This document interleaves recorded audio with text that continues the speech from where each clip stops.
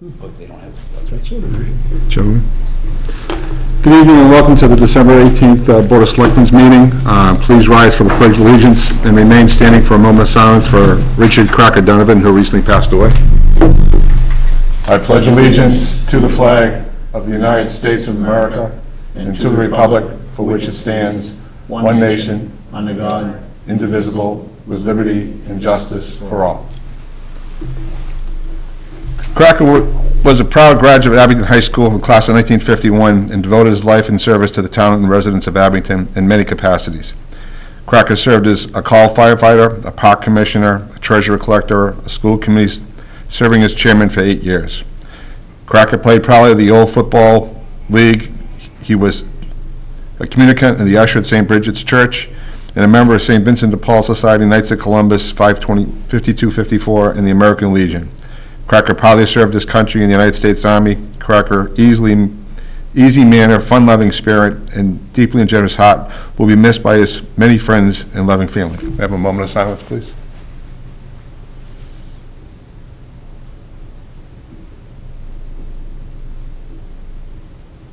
Thank you.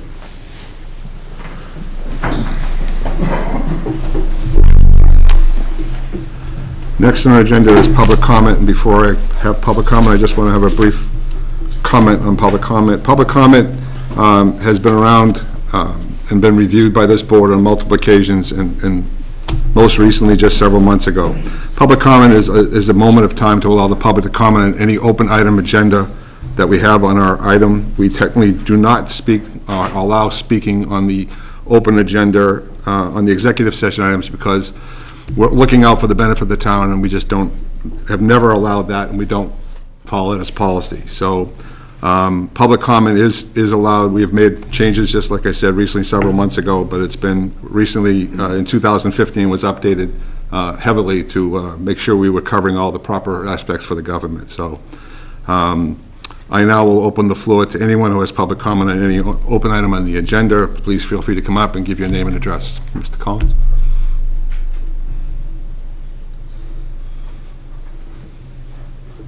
Hi, Rick Collins, 74 Orange Street. I'm not able to stay for your discussion on the heavy vehicle exclusion on Birch Street, but I just wanted to pass along something as a member of the board, of the planning board.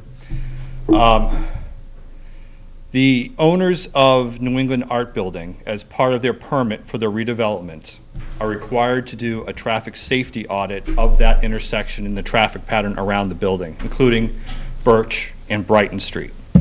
And they have offered to pick up the cost of performing some of the minor improvements that need to be done as part of the project. Personally, I think they should do most of the improvements that are required for the project, but that wasn't something the board included in the permit. But at the very least, whatever discussion you have regarding the traffic on that street, which needs to have some sort of change, I think it needs to be done in conjunction with whatever the developer is going to be doing for their safety audit, so we don't have two different studies and discussions going on about the same intersection, the same stretch of street. That's the first one. The second one is regarding the Route 18-139 intersection.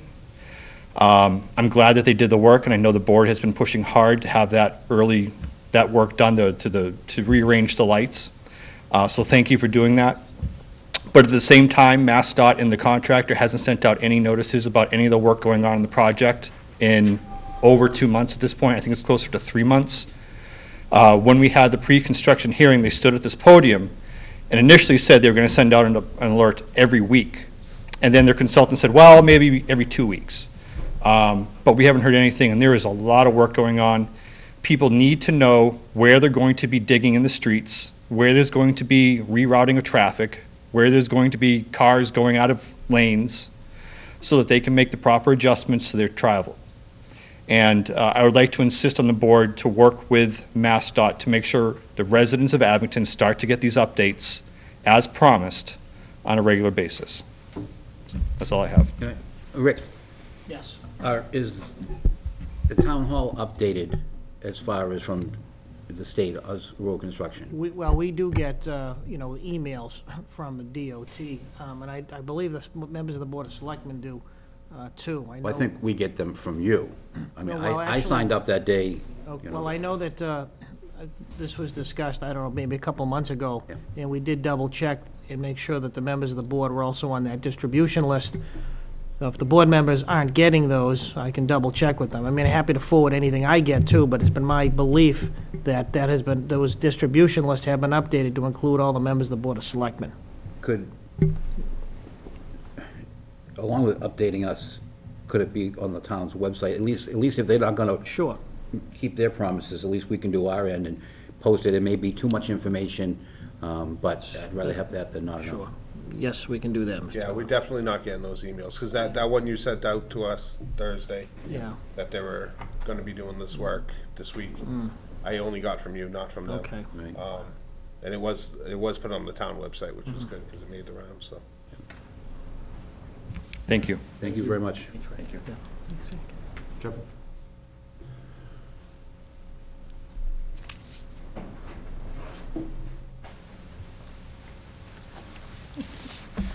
Good evening, Kevin Damasio, 29 Orange Street. Just more of a clarification, I guess, because I don't see it on here. The approval of November 19th, 2018 open session minutes. The previous meeting, there was discussion about adding comments that I had made on October 29th, approving the minutes, and you guys didn't approve them at the time. You would put them on to the next meeting. I don't see them on here, so just clarification, was that going to be tonight or not? Dory? Actually, Kevin, the vote of the board was to approve the minutes as amended Okay. that night and to have a copy available to the board, which they have tonight, of the amendment. Okay. So just, I don't want to get too far because I know it's not on here, but the meeting minutes, are those the ones that are posted on the town site now?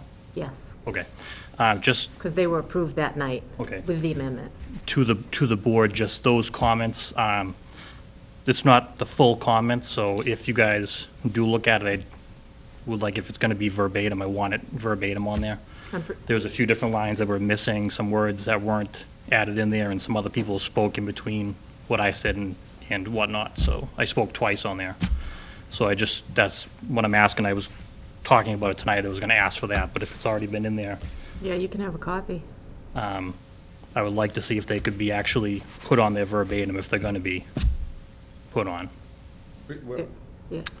To my knowledge, they're verbatim. I would ask, my personal opinion is I would ask you to work with Dory to find out what verbiage is missing. Okay. And let's make sure it's clarified, that whether she didn't have it, or you didn't have it, or who doesn't have it, let's verify what it is, and then we'll certify it again, of course. Perfect. So, is that right if I can send you an email? Absolutely. Please. Do you have an extra copy of them tonight? Could I get a copy or no? Yeah, the board has a copy. The actual, what you guys are looking at This- tonight? That's it. Is this what's on the website, Dory? Yes. Now, so this is what Yes. you read, Kevin, and wasn't there? You Yes. can have my copy. Okay. And I'll get you another copy. So I'll just send you over an email with it? Absolutely. Yeah, and I'd like to make Anything sure that- you work, I want you to make sure that you work out what the differences are. Oh, yeah, And absolutely. if we need to, we'll redo them again, Okay. okay? Perfect. Because I'm not gonna, not deny you access to do that, so. Yeah, no, it's fine. I just, like I said, I have no problem with them going on there. I just want to make sure they're actually my words. That's Yes, all. sir. Okay, Fine, yeah. awesome. All right, Thank you so much. Appreciate it. Is there any other public comment? I get copies. If not, I'd like to move on to public announcements. Tim? I do have an announcement. Abington Education Foundation will be hosting Teamwork Trivia Night, Saturday, January 5th, 2019, 7 p.m. to 11 p.m. at the Abington Knights of Columbus. The cost is $25 per person or $250 per table. You must have full payment to reserve a table. Contact Erin McGrath with any questions at smurf35@hotmail.com or 617-251-9017. Thank you. Kenny? Abington Celebrates is offering hometown gifts this holiday season, with proceeds helping to keep the fireworks going in Abington for 2019 and to pick up the tree that fell down today.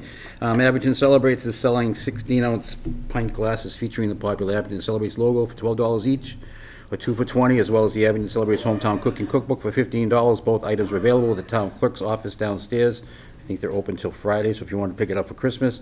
And Founder's Day fireworks, T-shirts are available at Bemis Drug. Thank you. Tom, I think you had nothing, right? I'm all set, thank you. Okay. And I have nothing else except I'd like to wish everyone who's present and everyone who's watching this a very Merry Christmas and a Happy New Year. And I'd like to wish our team management team a very Merry Christmas and Happy New Year. And I'd like to wish the board a very Merry Christmas and a Happy New Year. 6:40, 10th District request to change hours on December 31st, 2018. I believe we have someone from 10th District here, a familiar face. Sure way.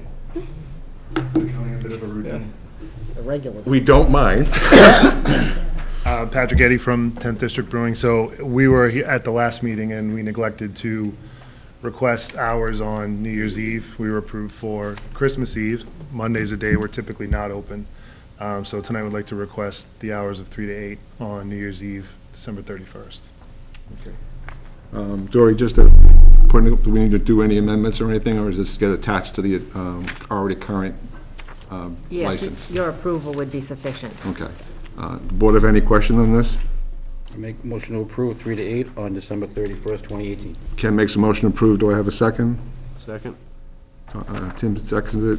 Any other further discussion? All in favor, say aye. Aye. Opposed? It's 4-0. Congratulations, good luck. I hope everything goes well. Thank you. Happy holidays. Happy holidays.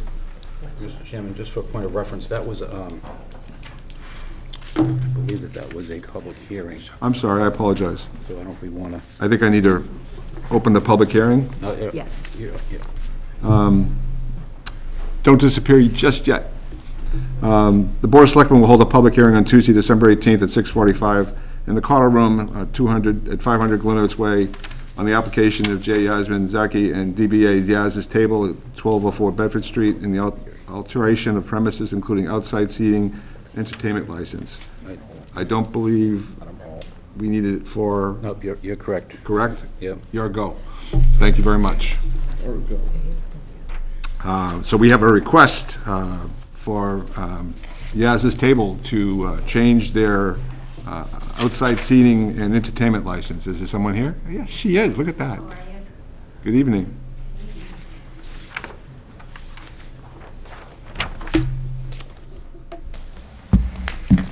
Name and I'm business. Yasmin, the owner of Yaz's Table. Good evening. Yes, we wanted to just extend outdoor entertainment along with allowing us to be able to serve alcohol. We do have a cordial license, beer and wine, inside, and I just wanted to make sure we can extend it for outside as well.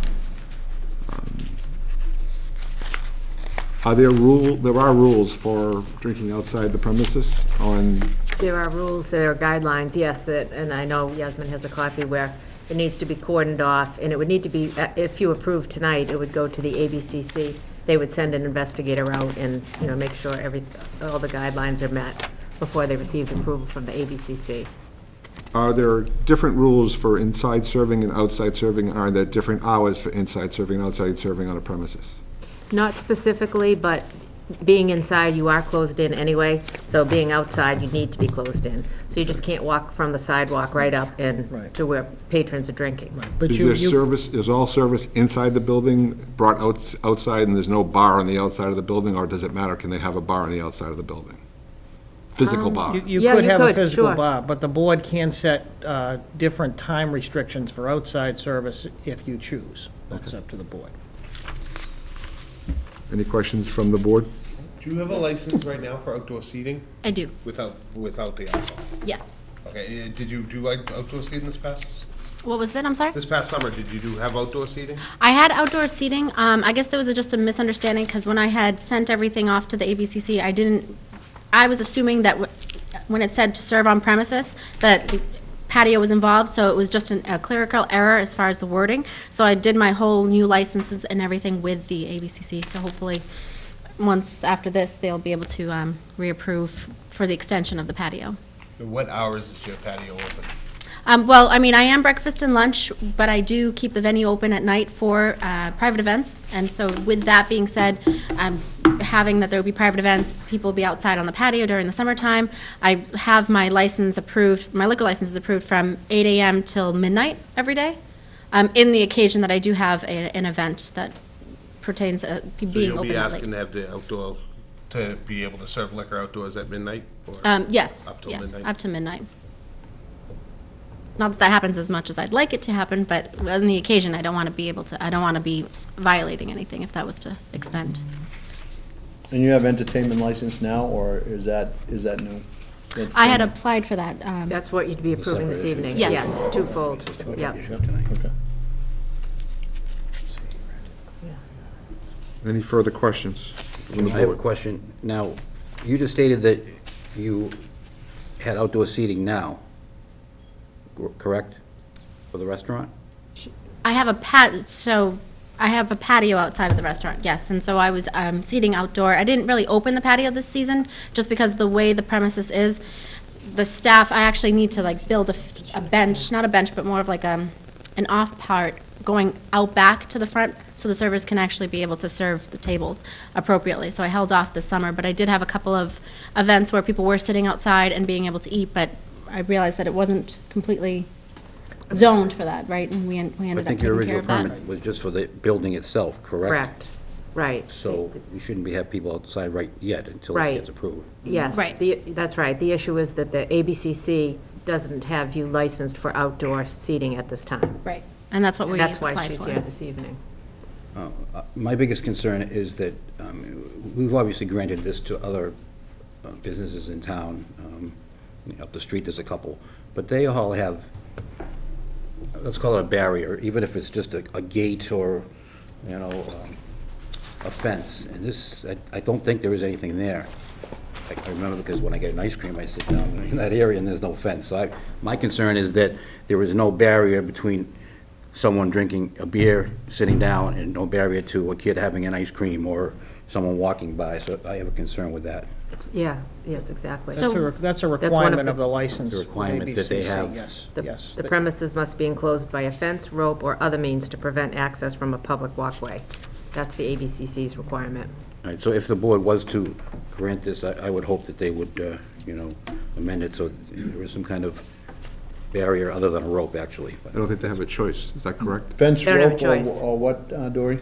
Fence, rope, or other means to prevent access from a public walkway. But once again, as a licensing authority, you can require a particular type of barrier. It's not strictly wide open and subject to the ABCC's approval. Like a 20-foot barrier. How many, if I see on the plan, there's 6 tables with 4 seats or 6 seats at each table? So about To 25 seats total. Total, yes. okay.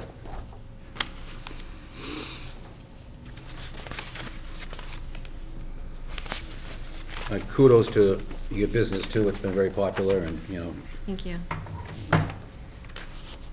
obviously, that's the reason we're doing this, so that's a good thing. Will you be having entertainment outdoors during those functions? I would like to, yes. On occasions, there would be, but as far as the entertainment, it would just be like a light acoustics. I wouldn't be having like a full band out there, also due to the space. I don't really have much. I'm worried because the license for the entertainment till midnight, Monday through Friday, during a work week, having a live band out there at 11 o'clock, even 10:30 might cause some issues. No, I understand. There is I a, don't know if any abutters here today that are concerned does the about town have like a certain limit as far as, I don't know the exact terminology, but a certain peak of the music and how loud it could be if there was a There's noise situation? ordinances in town. Yeah, there'd be a I don't Board know of off Health, the top of my head. complying with Board of Health. The Board of Health does have noise ordinances, and they have noise measurements, and they could, if you're found in violation of those things, you can be fined for the noise violation. Normally, we wouldn't, I don't believe we would normally allow music up through midnight. I think other venues have actually done it earlier. I thought the Abington Ale House up the street, we kept that to, I think, 10 o'clock. I think we peaked that at 10 o'clock, so we didn't have live music playing outside after 10 o'clock at night. Just fine. And I would like to, or I would prefer to, make sure that that is in the requirement that we do not have live entertainment music outside the building beyond 10 o'clock at night. Beyond 10 o'clock. That'd be my suggestion. I don't know if the board's in agreement with that or not, but I'd like to keep that for any abutters that the noise. We have two different issues here. We have one, the alcohol outside, and then we have the entertainment. So I think we should just handle one at a time, and then, Okay, I'll which would you like to handle first, the alcohol? And then maybe Yeah. a butters in the audience, Yeah, Mr. Chairman. I mean, All right. So, if I understand correctly, we have two things to discuss. One is the alcohol, and one is the thing. Are there any abutters in the audience who'd like to speak, please? Name and address, Ian.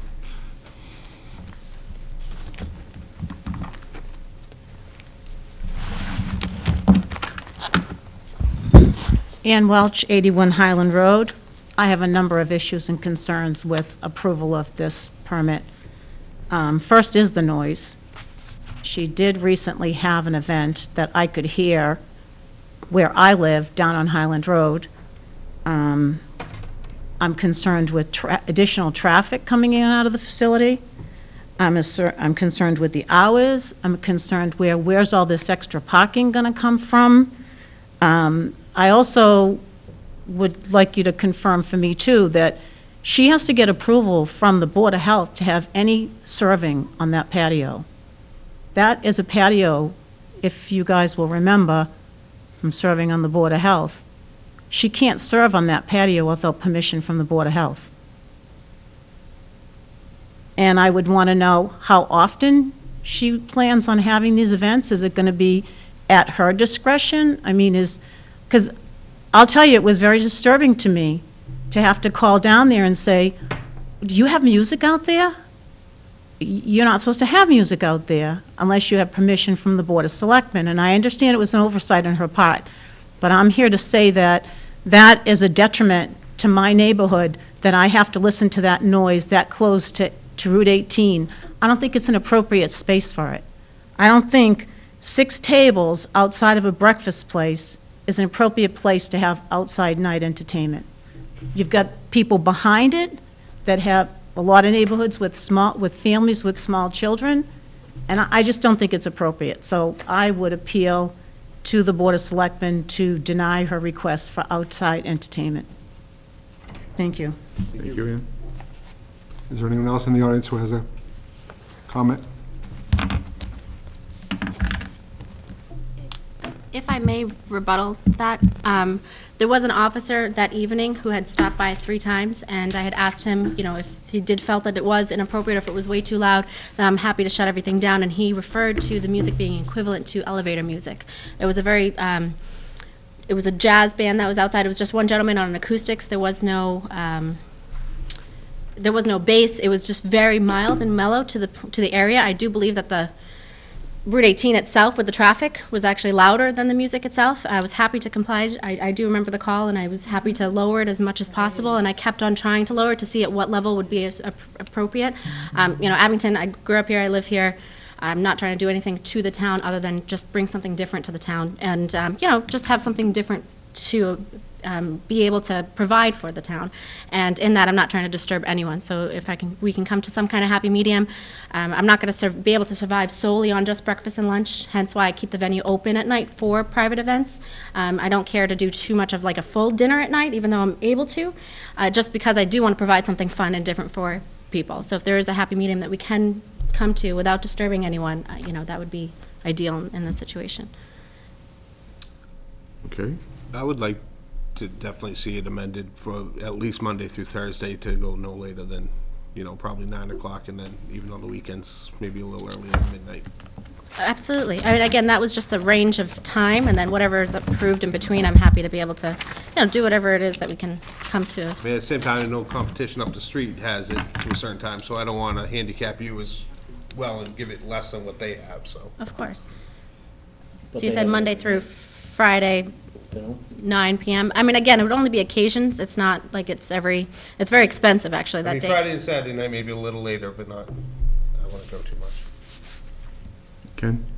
May I offer a suggestion that I'd feel more comfortable if we knew what sort of barrier we're talking to, you know, keep the alcohol in. And I know that it's winter time, so I think we have time to act on it, maybe. Request, I mean, this is obviously your option, but maybe the request that you come back with, you know, how you wanted to, you know, put a barrier up, and that would also maybe play into the entertainment license part, because it may, you know, keep the sound down. You know, it may also, and make the enjoyment of the people eating out there, because it might keep Route 18 traffic noise away from them. So my suggestion is to possibly come back, letting us know what kind of barrier you're going to have there, and then we can tackle both things at that point, but that's just my suggestion. Mr. Chairman, if ultimately that becomes the decision of the board, if you were to vote to continue this hearing till a definitive date, it wouldn't require additional posting and re-advertising. So I don't want to say to inconvenience the applicant, but it make it a more administratively easy for both the applicant and anybody who's interested in speaking to it. So, as I say, if you want to continue this to another date so that any questions you have can be answered, as long as you choose a specific date for that, you're allowed to do that. Also, it'll give time to talk to the Board of Health to make sure that, you're not violating any rules out there, that's all. And maybe we can get the application for the proposed hours of operation to match what your alcohol permit, with your common vic license, just so that they should line up. It says Monday closed, and this says Monday, so I think it's important that they line up and match, that's all. But that might be a little difficult because the common vic does also involve licensing of being able to serve food.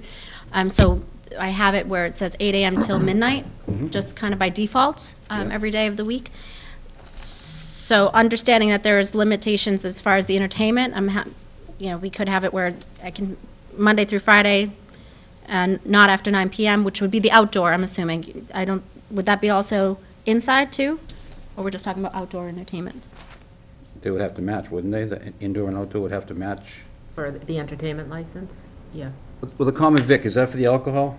Only food. That's for the Only food? food. Correct. Okay, so this says you're only going to serve food Tuesdays, you're not going to serve food on Mondays, but yet your hours of operation for your entertainment are listed as Monday, so you could have entertainment all you want on Monday if we approve it, but you couldn't serve food, so I'm just saying they should match. Okay, so you have it as, my common vic says I'm closed on Mondays? Says Monday's closed, Tuesday through Friday, 7 to 10, Saturday and Sunday, 7 to 10. That's what they currently say. Unless this isn't a current common vic, but this was January 10th, 2018, and it's valid till the end of the year. Okay, I did do the renewal, so I did make some adjustments to that. Just because Monday, though we're closed for breakfast, I still want it to be an available day in case someone books a baby shower or a birthday party or something of that nature. Yeah, so your common vic will if the new application has Mondays, then it'll match up, it'll line up with that.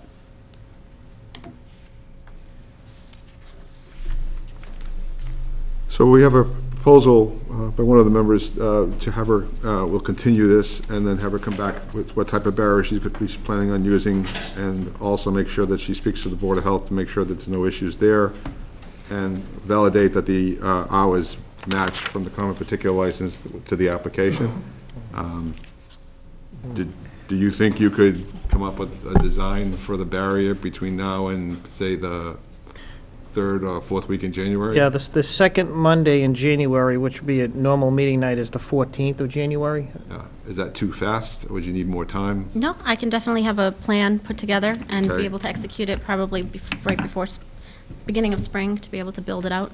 So I would propose that we would then do a continuance of this until at that point in time, and let her come back and bring what her plan is for isolating the service of alcohol. Make sure she verifies that she's spoken with the Board of Health to make sure there's no issues with food service out on the deck. Make sure the hours of operation sync up with the application, with what her new license will be, to which are being approved at some point in time tonight, we hope.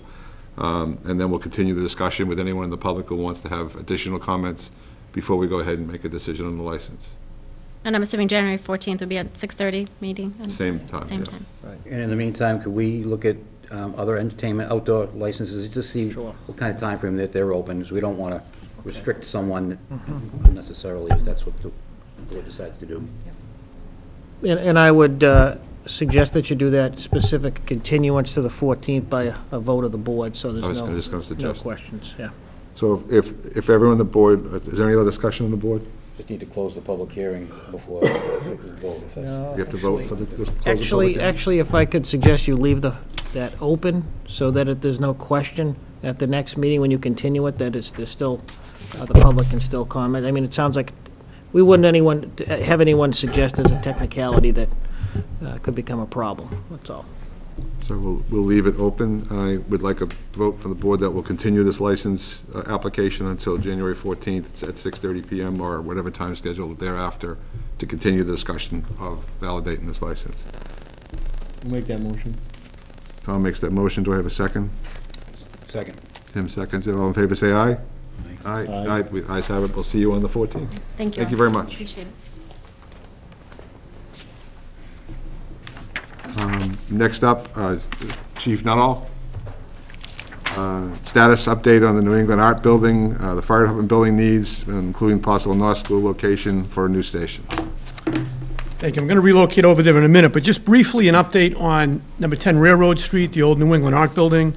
I think the board and some of the residents are aware, we had some major fire safety concerns with that building with the current state of the maintenance of some of the fire protective systems and just in general, the building. We had a large meeting, somewhat unorthodox meeting with the building owner, with a lot of the town department heads, a couple of members of your board. And we met with the owner, and it was kind of a last-ditch effort to get through to them, and I believe it worked. So currently, as of tonight, the building is in full compliance of state and local codes, including the sprinkler system has been repaired and inspected. The fire alarm and detection system has been repaired and inspected. The elevator has been repaired. It is working and has been certified by the state.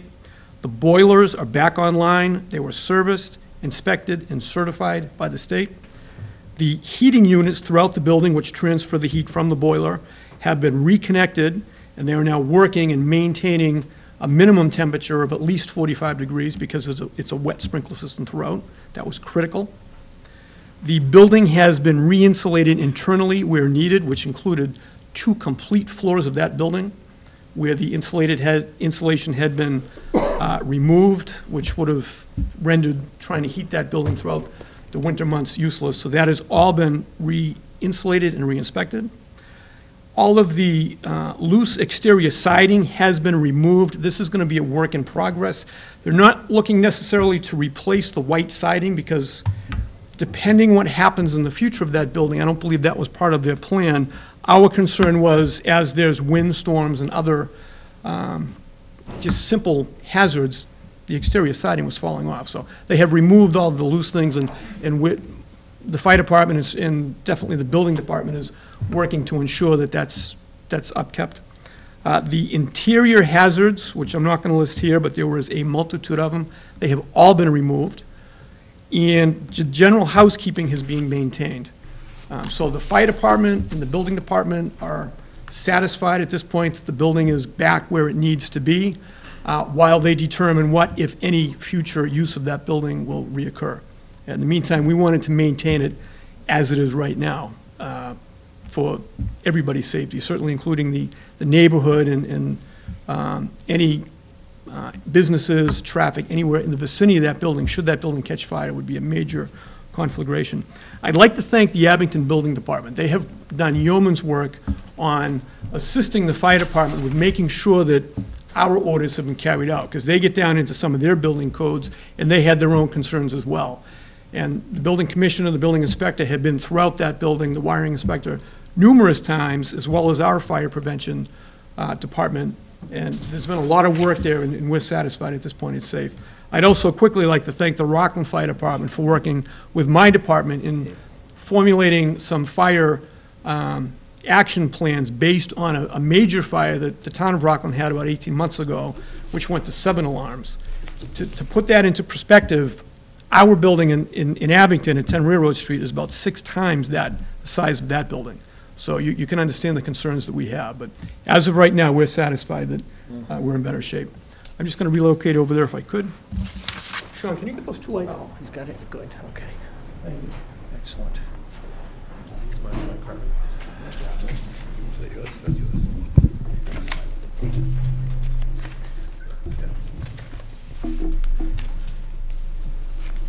If I stand here, can you guys still see that?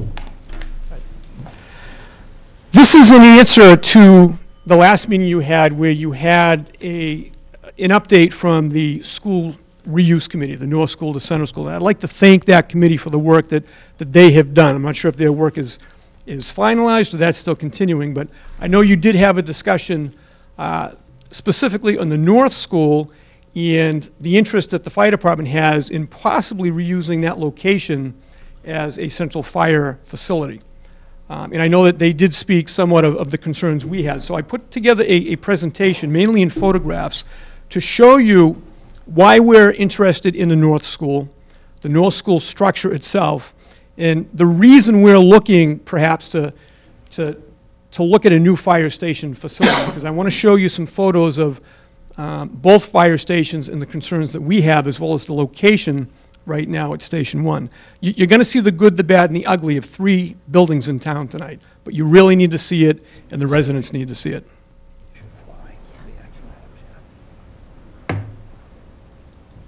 So the school site reuse, again, we're interested in only the North School as a possible central fire station. The Center School really does not work for us.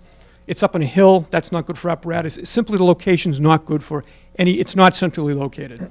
So we're only interested in the North School site. 171 Adams Street, it was built in 1938 and declared surplus, I believe, last year or officially this year. The North School did its job. It served the residents of Abington for 78 years. This is a plaque of the North School. This was built in the Franklin Roosevelt era, between 1938 and 1939 as a public works administration project. It has educated many children in the town, as you all know. The building did its job. We do have some major structural and mechanical issues. I am not an engineer, I am not an architect. However, we do see enough buildings to know when there's a concern. And again, going back, the buildings really exceeded its useful life, in my opinion. You'd have to get an architect or an engineer to certify that. But I'm going to show you a few photographs throughout the building. This is as of 2 weeks ago. There's some major exterior structural issues. Again, you can see there's cracking up here. There's a number of these facades around the building. There's 3 or 4 of them. If you're facing the front door, which is the north side of the building, there's one in the front, there's one on either side, and there's one kind of around the back as you get into the auditorium area. All of them, from what I'm seeing, you're seeing there's a peeling away of the front facade of these buildings. There's a slight curvature here. I've got a couple other pictures. It's difficult to show you this in pictures, but you can see it's really beginning to peel away. There's numerous reasons for that. Usually water's getting behind there. Again, another facade, you can see there's more cracking up in here. This is a foundation directly in. There's a window up here, a classroom. There's major cracking and seepage through there. Water's getting through it. This is one of the front facades. It's difficult to see, but there is a curvature in that facade, if you can see it.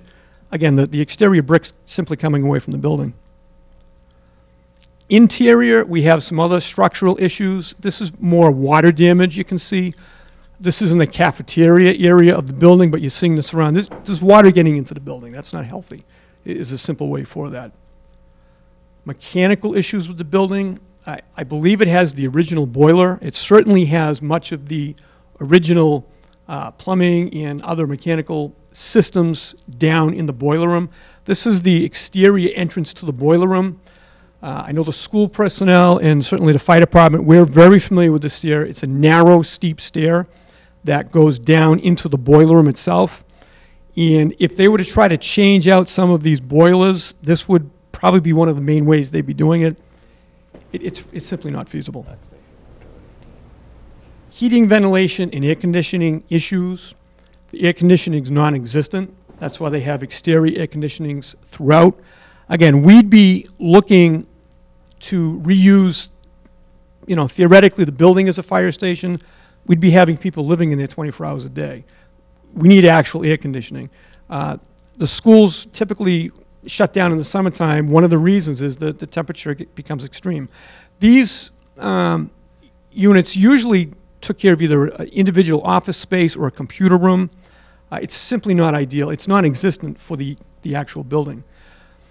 Again, the original boilers and all of the systems that go with that, these are being decommissioned, or they have been decommissioned. The original electrical, it's really beyond its useful life. There is asbestos in the building. This is down in the basement. These are opposite each other. There are two secure doors that go into crawl spaces under the main floor as well as the cafeteria. I did not go in there, but I believe it's a soil floor, and there is still asbestos from the pipes when it was removed, but it went down into the soil. It's really not fit for habitation. It's an old electrical system. I love this photograph because this photograph shows a complete history in one shot of a lot of the electrical with the building. You see some of the original electrical panels that go back to the 1930s. It's difficult to see because it's painted over, but there is a surface mount conduit which is added, I'm guessing in probably the 1960s or 70s. A newer version of surface mount conduit that was probably put in the 80s. And these are more recent junction boxes when they were using this portion of the building as a school maintenance facility for a short time before they've relocated. So again, the building's maxed out.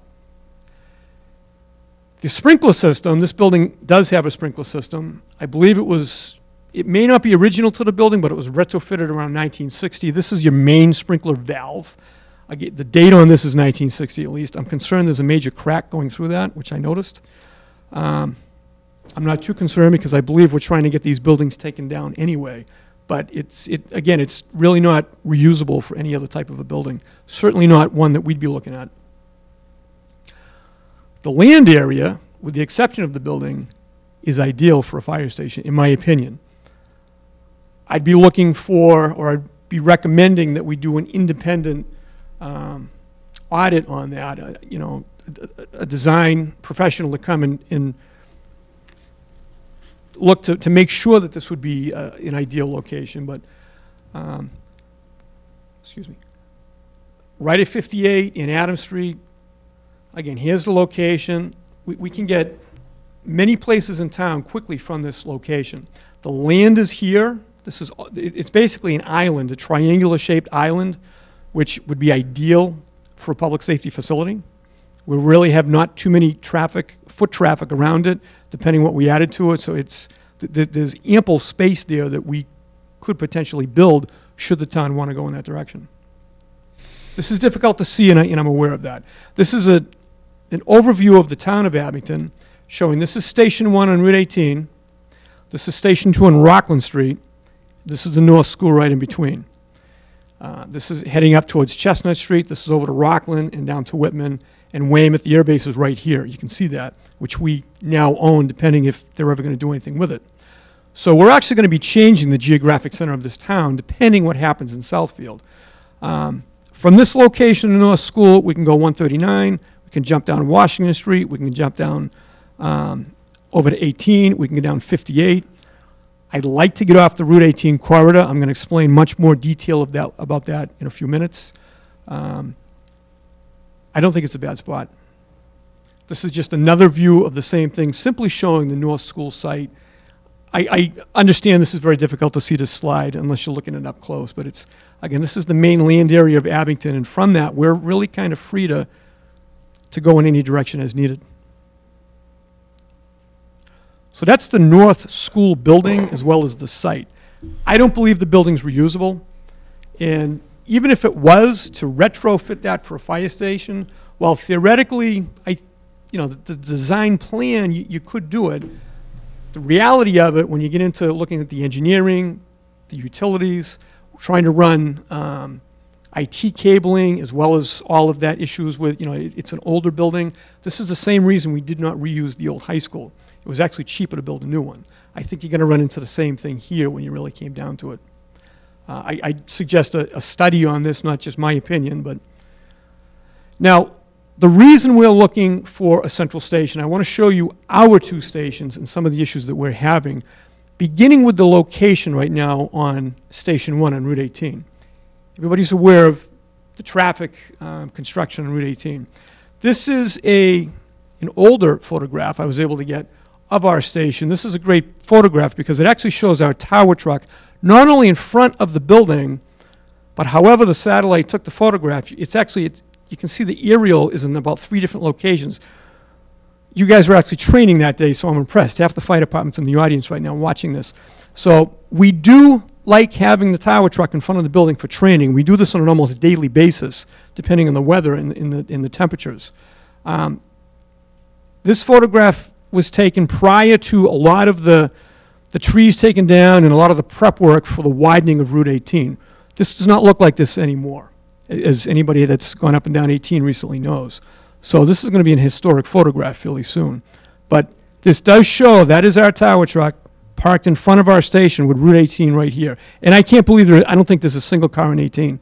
I don't think I've ever seen that in my life. But that's a great photograph. This is today. This was this morning, actually. And I almost mentioned this when when Rick Collins was talking about the state really not notifying us. We found out at 7 o'clock this morning, the state literally knocked on the door of the fire station. By the way, we're digging up in front of your station today. And we managed it. The police did a great job getting us in and out.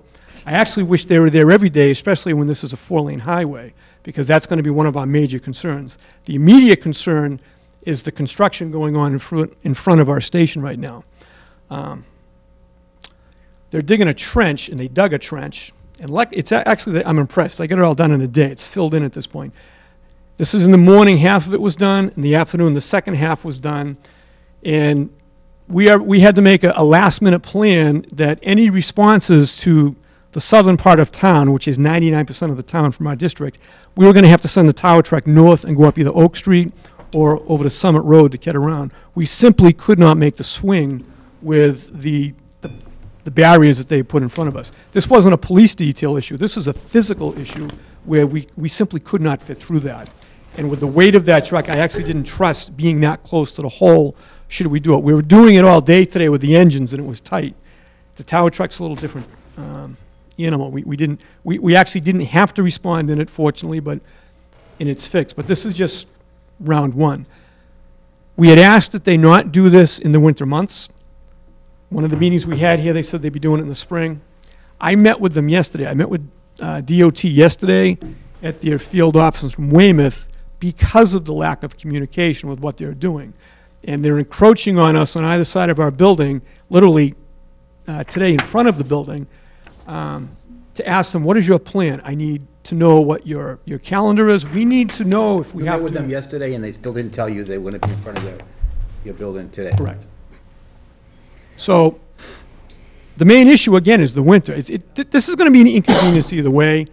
But I'd rather be inconvenienced in the warmer months because I cannot keep wet fire apparatus, the engines or the tower truck, with anything with water and piping outside in the winter months. We're going to freeze it. I don't want to damage a $1 million piece of apparatus because I have nowhere to house it. Now, if I know when they're coming, and at some point they are going to be digging a large trench directly here, so I will have to relocate, and they're telling me probably in the middle of January or early February, depending on the weather, they will be doing that. And while I'm not thrilled, we do have a plan in place that we're working with now on how to deal with that, which includes sending the tower truck to Attleboro for the week for some routine maintenance that we'll have just to get it out of the way. Because while the tower truck does fit in Station 2, it's going to displace 2 more parking spaces. So now I got to find a home for 2 engines, so that's not going to work.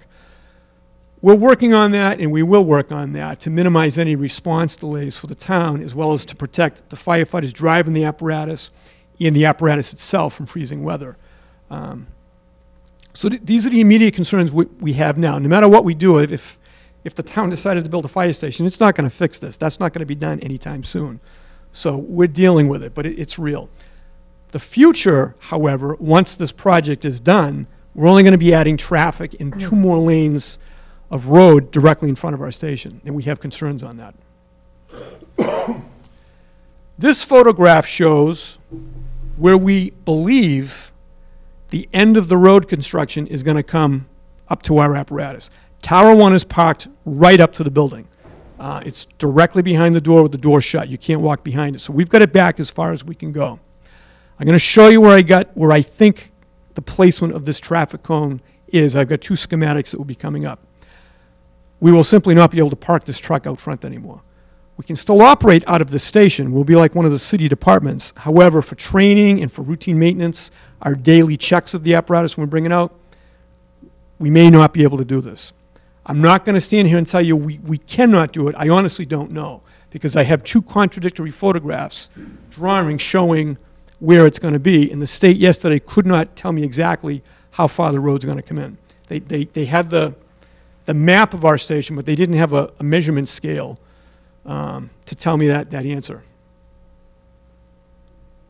This is a further view, again, with the traffic cones lined up. We're not surveyors, it's not a great line, but you get the idea. This is in line with one of their stakes, which I believe could just be the easement stake, but I'm not sure. Either way, depending on what they do here, I'm going to show you is critical to this truck backing in to the fire station, whether we are able to fit it out here or not. Because if they change the angle of this ramp, that changes the angle of the truck backing in, which may not clear the I-beams. I'll show you what I'm talking about in a photograph in a minute. This is Tower 1. This is one of the manufacturer's schematics back from 2014 when we were having the vehicle spec'd out to be manufactured. And one of the main concerns we had to make sure that this vehicle was going to fit in the station, obviously. And there was a lot of concern with that. I had an independent engineer take these specs, and I'll show you that picture in a minute, and the independent engineer was correct in his measurements that it does fit, and it just clears by inches. This photograph is showing, this is marked by the state. This is DOT's notes. And this says, I'm going to read it for you, it says, unit of proposed driveway reconstruction. And there's two measurements here. One is going 3 feet back, which lines up pretty much here. The other one is going 7 feet back, which lines up here. It's critical because if they change the angle of the ramp anywhere from the front tire back, that changes the angle of attack of the truck backing in, and we may not be able to do it. This has nothing to do with even parking out front. This is simply backing the truck into the station. This is one of our engineer's drawings. There'll be another one later on. And it's somewhat contradictory from what the state said. This is saying 3 feet to the new street gutter. So it's possible the new Route 18 is going to come to within 3 feet of the truck, which means, if that's true, theoretically I can still park the truck out front. However, if the bumper of this truck is 3 feet from the traffic flow, I'm not doing it because I'm not going to put them in danger. It's simply too dangerous. This is the view from the driver's seat of Tower 1 as it stands today. And again, that traffic cone, if that's what they're talking about, is basically right here. This is your rear view mirror looking back. So this is out the window of the driver's seat of Tower 1. This is what we're seeing. And if that's the case, and again, this is their marker, that's a state marker, as soon as you pull out, before you even clear the door, you're going to be in traffic. This is what the cities do. They deal with that, but we're also looking at 4 lanes here. So, and this is not going to go away. This is long term. This is, again, why I really want to get our fire station off Route 18, just simply as a location, not even talking yet about some of the other issues we have with the buildings. Again, I'm not really joking with this. I'm actually being serious. The caption says, this is soon to be an historic photo with Tower 1 parked in front of our station. And I'm actually serious about that. We may simply not be able to do this fairly soon, which is going to change our operations. We will still operate as a fire department, but it's going to make it very difficult, just the daily maintenance and training with this truck. You know, if we have to relocate it somewhere, it's just not that easy because the crew that mans this tower truck cross-mans our second ambulance. So that really can, in the short term, change our operations simply because I can't have it out front anymore. If we have to take this either to Station 2 or another location, now we potentially put that second ambulance out, and now we're affecting the ambulance revenue stream. Station 1. This is beyond Route 18. Now I'm just looking at Station 1, the building itself. This is the plaque, again, the dedication plaque, built in 1964. Station 1 has some issues. It's been in continuous use 24 hours a day for 54 years. I believe this is the most used town-owned facility. We have no separate facilities for restrooms or showers. The building's not designed for EMS. I'm going to go through each of these. We have no training area, period. We have a kitchen. And we try to conduct training with that small, but if we try to bring in guest speakers, doctors, other fire academy personnel, we've simply outgrown the building. We have physical space limitations throughout. Our utilities are at maximum capacity, and again, the location is going to simply be dangerous. You're looking at the men's room and the ladies' room and the shower facilities for our employees on the second floor. We simply don't have room to build a men's room or a separate ladies' room for our employees. You're looking at the men's room and the ladies' room for all employees and the general public on the first floor of this department. The children that come in to see the fire station, the tours, that's it. That's all we have.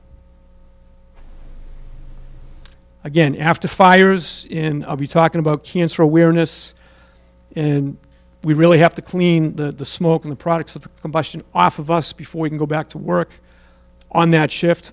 We don't have separate facilities. We manage, but it's embarrassing. We don't have a emergency medical treatment area. You're looking at it, and I'm serious. I'm not trying to be funny with this. Most modern fire stations, in fact, I think every modern fire station, they have basically, it's an emergency medical room. It's almost like a nurse's office or a small emergency room within the fire station, because we have a lot of foot traffic or people that drive up to our fire station with a multitude of medical emergencies, whether it's chest pain, whether it's somebody that has a laceration. We have delivered babies, I believe, in both stations. That's rare, but that still happens. Any number of issues, somebody's simply not feeling good. We bring them in the front door. This is the hallway. Anybody that's been at Station 1, there's a very small hallway. That's the officer's chair that they use every day, and we try to get them something while we're trying to get the ambulance or a stretcher there if the ambulance is in the station, just so that usually the patient, they need to sit down anyway. And we're treating them right in front of everybody. We may have business going on in the back room. There may be somebody coming in looking at building plans or other fire prevention things. Right off the other room is the dispatch room, which sometimes we're on the radio. In front of everybody, we're treating everybody. There is no dignity. Depending on the ailment, many times the patients are incontinent. They may be bleeding. They may be vomit. Do you know how many chairs we have thrown away? It's because they're simply not usable. That's all we have. Physical space limitations. If you've ever been in Battleship Cove in the submarine, that is what the apparatus floor is like at my station. And I'm serious. I'm not trying to be funny, but it's that narrow. There's many times, and my office is in the back corner, and the firefighters will tell you, if I'm coming or going, I mean, we're kind of doing one of these to let one pass, because it's that narrow, it's that tight. We simply have no room for anything. This particular photograph is showing you the clearance between the bucket at Tower 1 and the main carrying I-beams in the apparatus floor. This is the main, one of the main I-beams. I believe there's 4. This is the top of the bucket, just for scale, because, I mean, this is tough to tell. Is this 6 inches or whatever? It's basically 2 inches, because this is an extension cord. It's somewhat magnified. I'm sitting on top of the engine adjacent to this as the truck was backing in to show you the clearance that we have. And this is going to go back to one of the next pictures, where it's critical that if the construction on Route 18 does anything to change that angle of that ramp, because the truck comes in at an angle and then levels off. That angle, depending on what that angle is, either raises or lowers that bucket. And if it raises it too much, it's not going to hit that, or it's not going to clear that I-beam. This is the other photograph I was telling you about, schematic. We paid to have an independent engineer look at our station, look at the Tower 1 plans prior to when it was built, and he he was paid well to tell me that the truck was going to fit in the building, because this truck was also engineered lower than the normal design. And this is just a flat truck. This is the angle that we have with the ramp slope. You can see that. And if anything changes in front of this, if anything changes in front of the wheel, it's okay. From the wheel back, if that changes, it changes the angle, which changes this critical measurement right here, which is the bottom of the door closer and the steel I-beam in the top of our bucket. We're hoping that doesn't change, and I'm pretty confident it won't, but the lack of communication with what we've been seeing on a daily basis, I'm concerned. Other physical space limitations. This is the pathway between, we have two engines, primary engines at Station 1, between the engines and just the stuff that we have. It's about 12 inches. So when I'm saying it's like Battleship Cove, I'm not kidding. This looks like it's a mess. It's not. The photograph isn't great, but this is a daily, just daily life at the fire station. This is my emergency exit from my office. This is my office on the other side of this. On the apparatus floor, this is the back of the forest fire truck. This is the boat. This is about 4 inches. This is our mechanics area. He tries to get some work done there. There is a sign, they're not supposed to block me in. You can see that's not happening today. There's simply no room to put things. We've simply outgrown the building. This is our boiler room. And it's somewhat embarrassing, but you need to see this. Again, we have the original boiler to our building in '64, and it's tight. What you're seeing here, these are buckets of foam. These are very expensive buckets of foam, and they cannot freeze. I can't put these out. We have a conic storage box outside. I can't put them out there because of the cold. There's really nowhere else in the building to put them, so they're tucked in next to the boiler. It's not flammable because it's foam, and I'm not thrilled with it, but there's really nowhere else to put it. These are our main electrical panels. Again, you're seeing a complete history of electricity. Some of these were used when they were put in, so they're actually older than the building. These are medical waste storage boxes being ready to be picked up. There's nowhere else to put them. That's our boiler room. I do have, we have a couple of outside storage boxes which have helped. I purchased one of them. The other one's fire alarm maintenance equipment to try to buy us some room. But again, and these are secure, but they're hot in the summer and cold in the winter. So depending what, we have to be careful what we put in out there. And this is shown in the living space. This is some weightlifting equipment that the members, they try to eke out a small place, to take care of themselves when they're there. And these are their personal lockers right next to it. It's tight. It's actually somewhat dangerous. Just, you kind of need room to move around when you're working out, but they try. There's simply nowhere else in the building to put it. Our utilities are at the limitations, meaning we're maxed out with the electrical capacity in the building. We've done a lot of work with that, but there's still some circuits that when the doors or the compressors are coming on, the lights are dimming, or we're getting an issue with one of our air compressors. Again, you're looking at a history of some of our electrical use throughout the building. This is just outside the boiler room, just outside the main electrical panels. We have a multitude of different communication and notification devices. Telecommunications are organically grown as the technology kept up, and we do the best we can with it, but we're simply out of space on that in capacity. This is showing our watch room. Now, we're dispatched out of Holbrook, which is, again, the best thing we've ever done, but we still maintain our own dispatch area, both for if something happens with Holbrook, we become disconnected, we can immediately take over and dispatch ourselves, as well as just for simply routine communications, administrative communications between our station and our apparatus that may not be emergent. This photograph is also great because you're seeing a history of our fire alarm and radio equipment. And very quickly, it's a small picture, but this is an antique, but it works. This is from the 1880s. It's a telegraphic ticker tape punch parade device. The fire alarm boxes out in the street would actually trigger that. We have used this in the past when the main one went down. We kind of keep it as an antique, but it works with our current technology. This is the real one that we have. It's a ticker tape.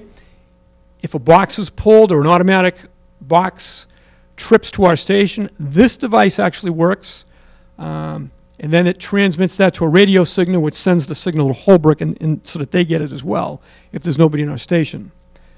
The good thing is this is going away in about 2 weeks. We have set a goal, and we're very close to attaining removing the old wired fire alarm system. A couple of reasons. One, it's expensive and difficult to maintain.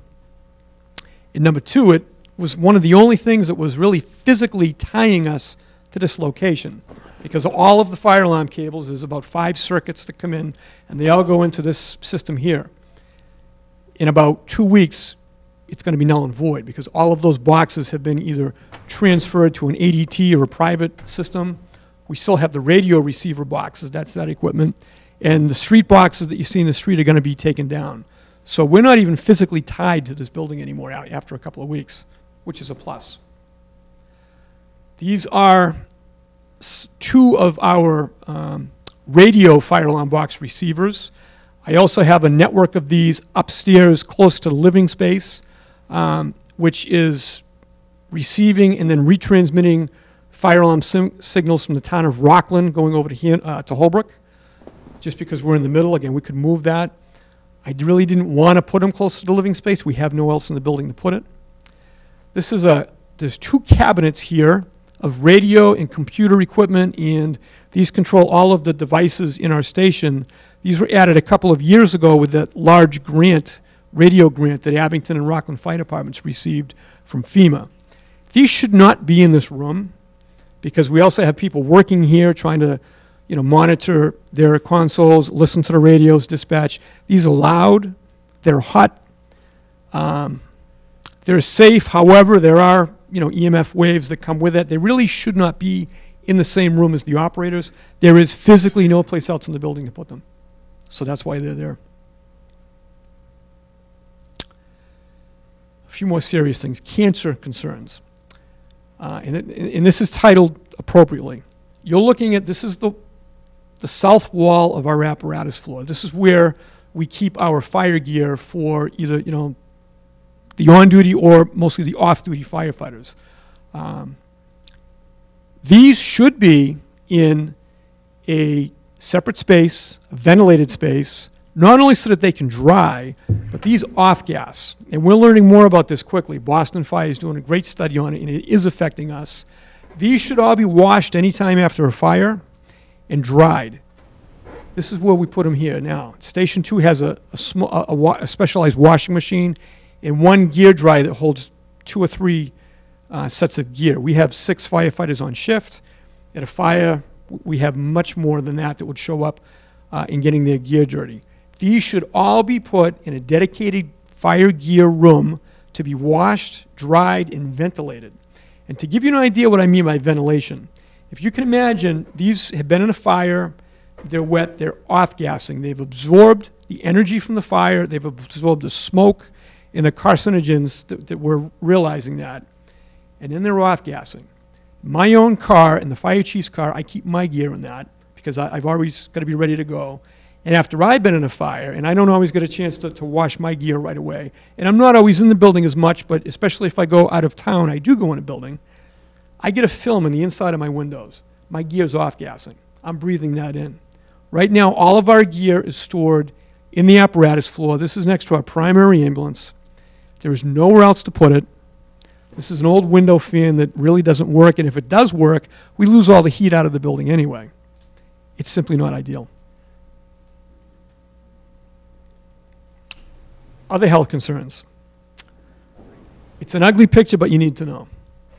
This is the bathroom vent fan in that downstairs everybody bathroom that everybody uses because it's the only one we have. This has been cleaned as best that one of our firefighters could when he discovered it. However, this goes up in the ceiling through a plenum space between the wall to the north wall, ultimately to a vent fan on the north side of our station. So there's a very large plenum area that I am sure, whatever this is all through there. It should be a negative fan, meaning there really should be no airflow coming into the living space. This should be a vacuum going out. However, when that vacuum is, that fan, when it works, is wired to the light switch in there. When that's off, the wind pushes everything right back down into us. That's what we have, that we're breathing. This is the back of the apparatus floor. Again, the boiler room's over here, right behind one of our engines. This is our brand-new air filling station to fill our bottles we got on a grant. Directly above that, we have 2 sets of ventilation fans. This is the old one, which we still use just if once in a while we get smoke in the apparatus bay, either from if the exhaust system is down or becomes disconnected from the trucks, or the firefighters are supposed to start their power saws outside, but sometimes that wind still blows it back, depending on the wind direction. So we still get products of combustion in exhaust, diesel and gasoline exhaust in this space.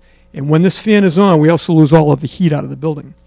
This vent fan goes to the Plyma vent system, which are those yellow hoses that attach directly to each truck when it's working. What I'm trying to show you, and it's hard to tell from the picture, but there's staining all over these walls. These walls are supposed to be a cream color. They're not. They're coated with, it's the products of combustion. It's diesel exhaust. Diesel exhaust is a carcinogen. These walls were painted after these systems were put in place. So even with the top-notch system, and we have a very good expensive system for that, we're still breathing this stuff in. It's an old building. It's the ventilation system simply inadequate, which means if the walls look like that,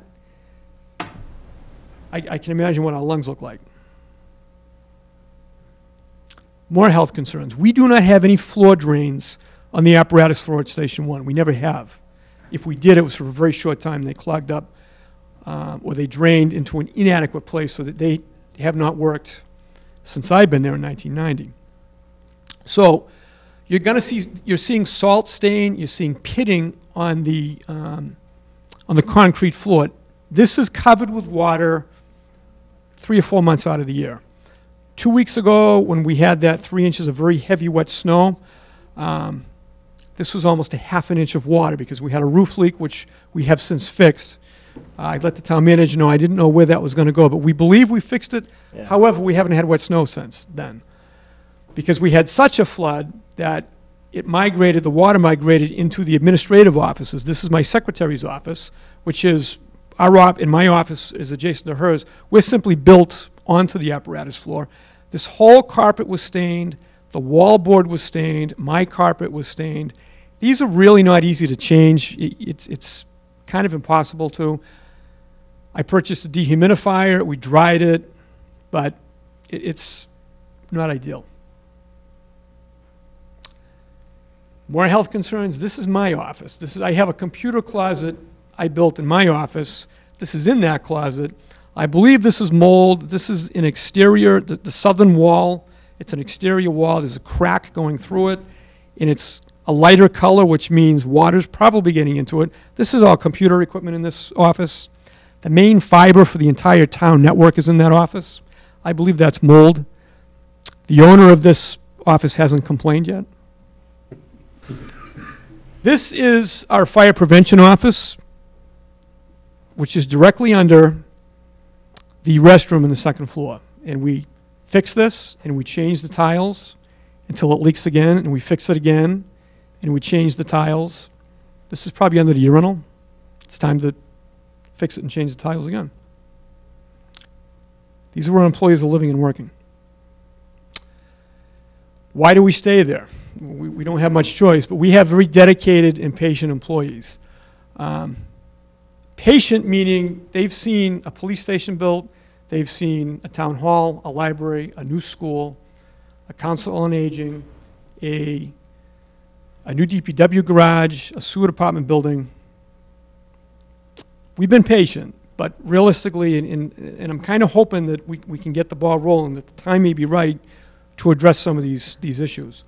They're also dedicated. This series of photographs in the next one, you're seeing, this is a couple years ago, the entire department got together on their own, And from a donation from Cape Cod Lumber, we redid our one centralized room, which doubles as the kitchen, the training room, the day room, the everything room. They did this on their own. It was a mess back then. If anybody remembers what that room looked like previously, it was a mess. They cleaned it up, they stripped it down, added everything in, and we have a brand-new, beautiful kitchen. I purchased the appliances for them. This is all done by our employees. And we did the same thing in Station 2. I have photographs of that next. But again, we have great employees that are willing and have been willing to work within these situations, but it's time. Station 2. This was built in 1973.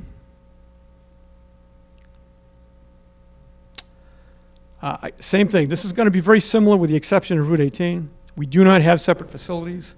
This is a poorly designed building, and it has been from day one. If we were to consider building a new fire station, I would want to make sure we had an architect that has a history of not only designing a building, but actually building them. And I'd want to see numerous ones. And that's one thing I've learned from talking to area fire departments that have gone through this, or state fire departments that have gone through this. That was one of the #1 concerns that they had, recommendations, is make sure if we, as a town, go down this road, whomever we hire as an architect has a history of actually designing and physically building fire stations. It's a unique building for what we do. Again, we need apparatus and living space. We have had chronic HVAC issues here and the same physical space limitations. We need Station 2 for the apparatus and the living space. As well as for the response times, it's a southern part of town. Even beyond that, there is simply no room at Station 1 to house the equipment and the personnel that we have. I have no place to put the other firefighters or the equipment. We actually need this building for the apparatus bay and the living quarters. My goal would be to try to build a central station and close both of these stations, combine everything together. But it's critical that we still maintain Station 2, because we simply can't operate with the lack of room at Station 1. Again, you're looking at the men's room and the ladies' room. That's a shower facility back there. The physical space limitations, it's a tight building. We're close. This is showing ambulance 3 literally a half an inch from the rear of the wall in order to fit an engine in front of that. It's tight. You're also looking at insulation that was added by the fire department or the town in probably the late 1970s because it's a poorly designed building.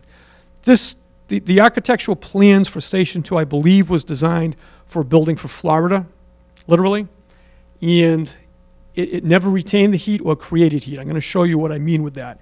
So we have really weird insulation issues, roof leakage issues.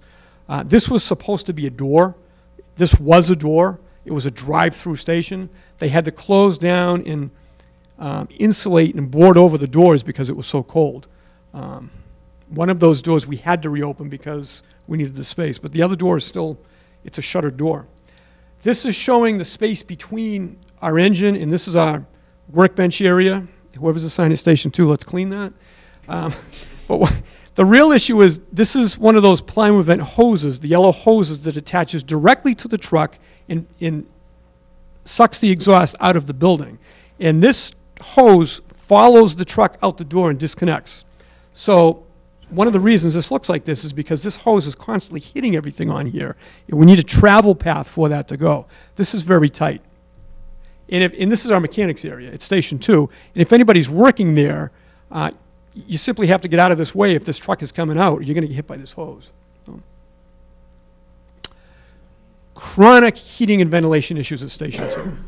I love this picture because you're seeing this is the original, one of the original radiators.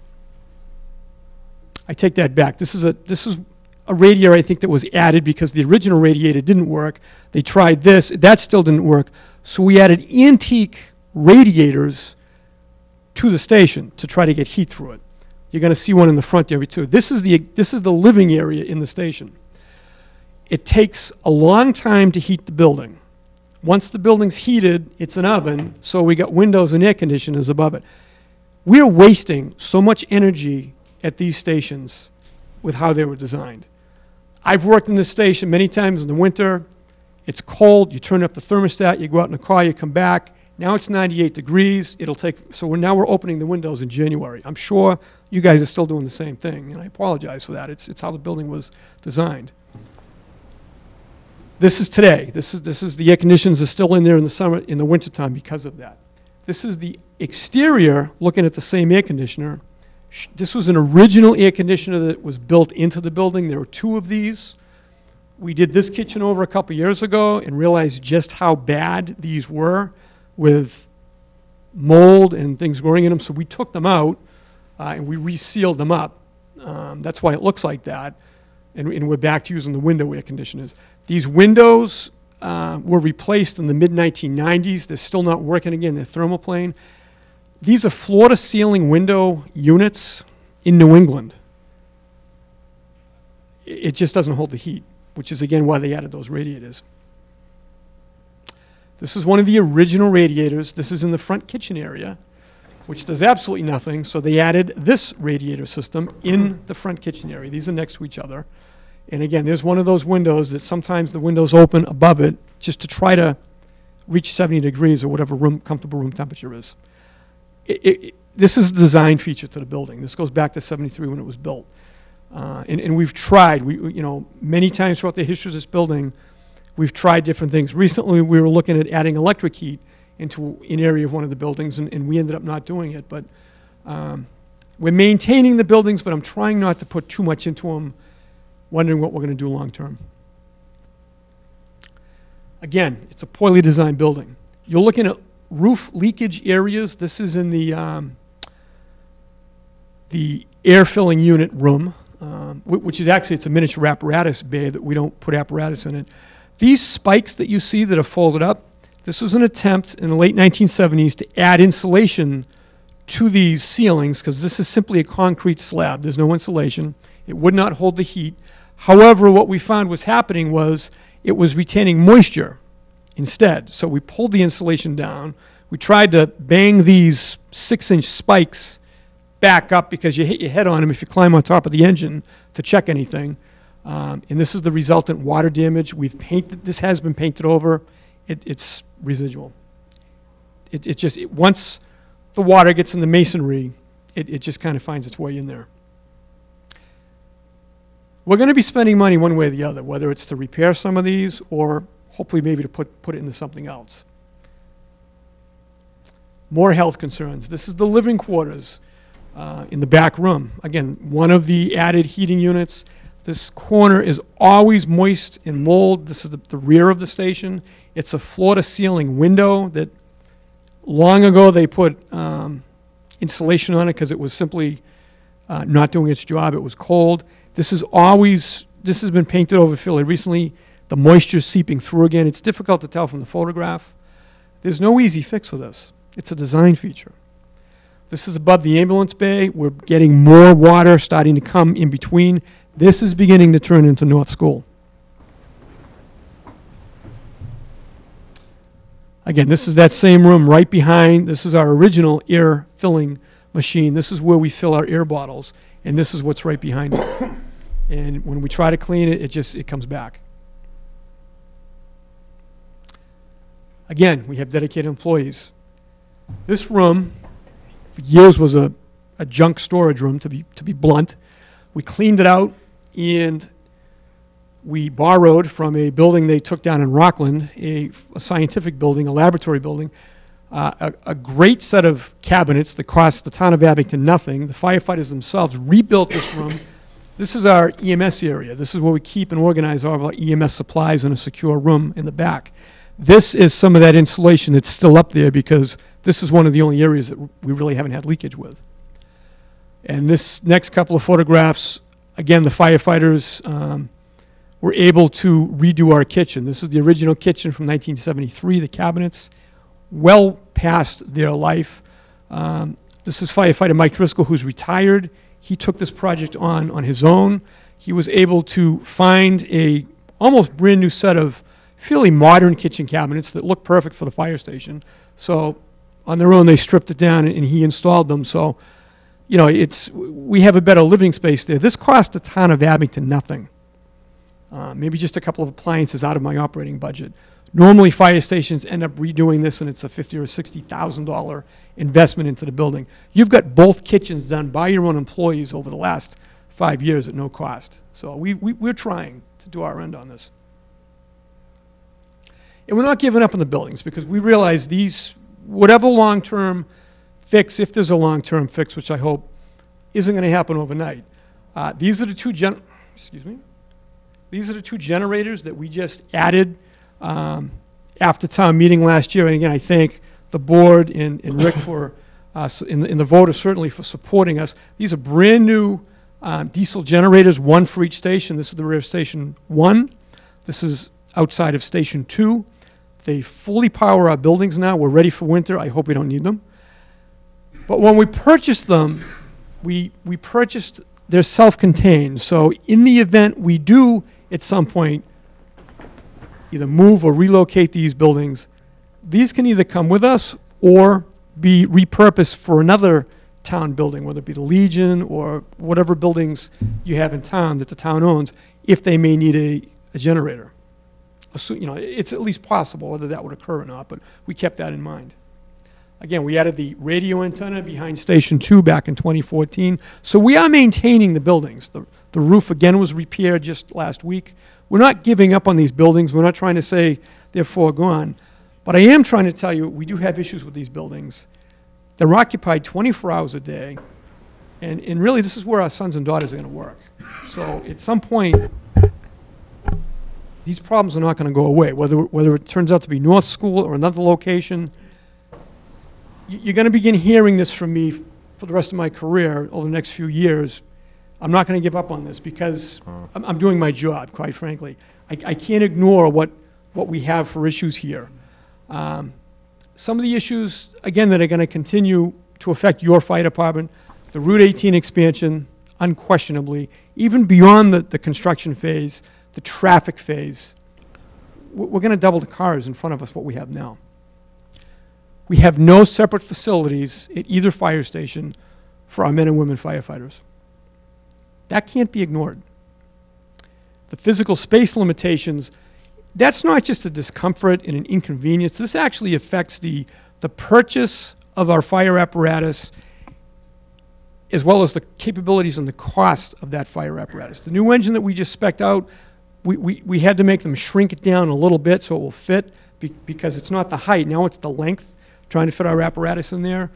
That sometimes costs more. That affects the capabilities of what we have. We have a small station, and when we have to customize all of the apparatus for that to fit under small areas to get it re-engineered, that's expensive. If we simply have a larger facility with realistic heights in space areas, in the future purchases, you're not going to have those confines. Massachusetts is an OSHA state as of February 2019. This is not if, this is not when, this is in a month and a half, we are in OSHA state, which also will cover our facilities. And I'm not quite sure how that's going to affect us, but I believe it is with some of these issues that I just showed you. Again, we have no EMS treatment areas in either station.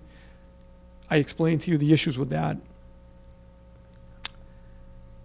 Abington really needs a modern centralized fire station. In my opinion, North School is ideal. It's owned by the town, and I believe it's available. If you have any questions, that's basically it. No, just for the board, I know the chief and I have talked about this many times, about how to move forward, and I think he and I both agreed that obviously we need to have some funding at this year's town meeting, approximately $100,000, but that's to be defined for design services. Whether we're able to fund that either through free cash or through a borrowing, that would be an appropriate project for a short-term borrow initially. Assuming that the town approves that, I think it would be time for the Board of Selectmen to establish a building committee to work with those funds. The chief's also done some homework on the procurement aspects of getting an appropriate designer in here too. So I think the chief's done a lot of work to set this up going forward as soon as presuming we can get the financing in place at this town meeting, which I think, as you've seen, we almost don't have a choice at this point. It's gone to that point, so. Kevin? Are there grants available for this sort of thing? Like, we had the school grant, obviously, it really helped, seal the deal on that. Are there grants available for this sort of thing? Excellent question, and I looked at it, and there has been talk of potentially maybe trying to have a grant for fire stations, and I've been following that. The simple answer is, right now, no, I don't believe so.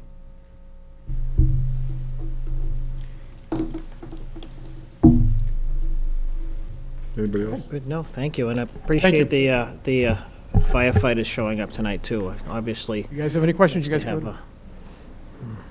Chief, that was actually a very, very good presentation. Hopefully people, where this is on cable, people will see that now. And you have waited a long, long time for any type of fire station. I mean, town hall, library, I think was first, and then the police station, then like you say, the school. And I think your crew has waited long enough. I think North Station is a great location. I don't think it's a great building. I think you pointed that out, but I think you did an awesome job, and unfortunately, you're probably gonna have to do it again at town meeting, but I don't think you're worried about it, so. I appreciate the work that you did and that these guys do, so. No, I thank you, and I understand, we've had priorities both in town buildings, not to say we're not a priority, I don't mean it that way, but I understand, as well as my own department priorities with, getting the manpower up, maintaining the manpower, the equipment. We're at the point, that really was kind of where we were at. We're at the point now that it really can't be ignored, our own facilities. And again, the cancer awareness that's coming out, NFPA, the National Fire Protection Association, they're coming out with stricter standards on cancer awareness that I believe you're going to see affect how we store our fire gear, the personal protective equipment. And they recognize that they're off-gassing after incidents. Different types of, the facilities, the wellness programs, the weightlifting stuff. So it's, as well as OSHA. OSHA is an unknown. I've been to several state meetings, chiefs meetings, and that's the new hot topic because it affects not only the buildings, but potentially how we operate. And we're looking at how some of the other OSHA states operate, and we're trying to learn. It's a learning phase at this point, and we're not quite sure where we're going to fit in with that. But simple things like not having floor drains in a station. You're not supposed to have wet floors because it's a slip and fall hazard. And should something happen, what has the town done to mitigate that? Well, we have a choice. We can try to dig up and add floor drains in an old station, or let's, how much money do we really want to invest into these older buildings? You can paint a battleship so many times, but at some point, you're just adding a lot of paint on an obsolete ship, so. Thank you. Yes, Ken. I got a lot of comments too about why aren't you going to sell these schools off and make the money, get the money. But the other thing to note about that is that if the North School was to be used for a fire station, then there'd be 2 more parcels of property that would become available because both stations would ultimately. Correct, and that would be, and again, obviously this would be whatever the town or the town's people want to do, but we have 2 locations, Bedford Street and Rockland Street, that I'm assuming that the town at that point could declare them surplus, and if anything, that may help offset the cost of building a new central facility. There's room left in these buildings, but for a living space, that it depends on what the occupancy of the building is for. If these are just repurposed for a garage, a mechanics type thing or whatever, or just raised and torn over for the land, if somebody wanted that, because each location does have ample parcel of land with that. A lot of times you'll see older fire stations repurposed as a mechanics garage or that type of facility where it's not really a living facility. A lot of these issues aren't really that important, as opposed to trying to have men and women in the general public, come and spend 24 hours at a time there, trying to conduct training, trying to clean themselves after incidents, whether it's even some medical incidents. We have to come back and decontaminate. and it's an issue, so. Yeah, Chief, Kenny just brought up like an interesting question, but how much land do you have behind Route 18, behind your station?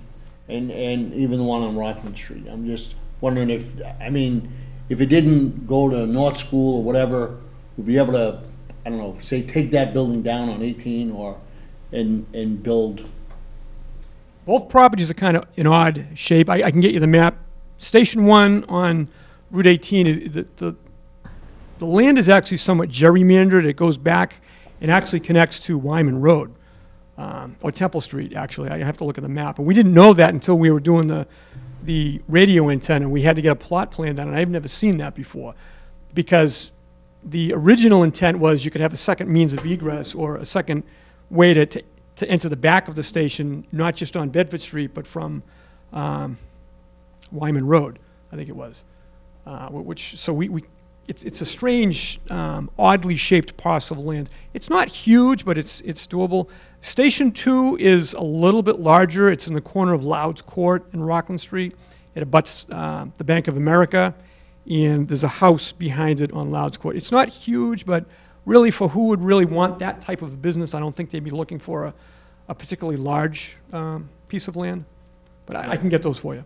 No, but I'm just wondering, I mean, if, say they tore down the one on 18, the fire station, do you think you'd be able to build another one beside, whatever, as one fire station? Another fire station? Yeah. I want to get off Route 18 for the traffic hazards. Okay. And Tom, it's an excellent point. You bring up a great, because we did look at that. At one point, we were looking at perhaps adding an apparatus bay, and in addition, facing my station to the right side, to the north side. The problem is that the traffic is so tight right there, even coming and going, just getting back and forth to the station, just returning from the hospital. We're stuck in the same traffic you guys are. I commiserate with everybody. That affects response times to get our ambulance back, and it can also affect our budget, because if that ambulance is still tied up, and granted, we can try to cut through the traffic if it's an emergency, I understand that, but if it's not an emergency, we're not going to use the lights and sirens. We're at the mercy of the traffic flow like everybody else. Good point. Anything else? Do you have a plan B as far as location goes if North School doesn't?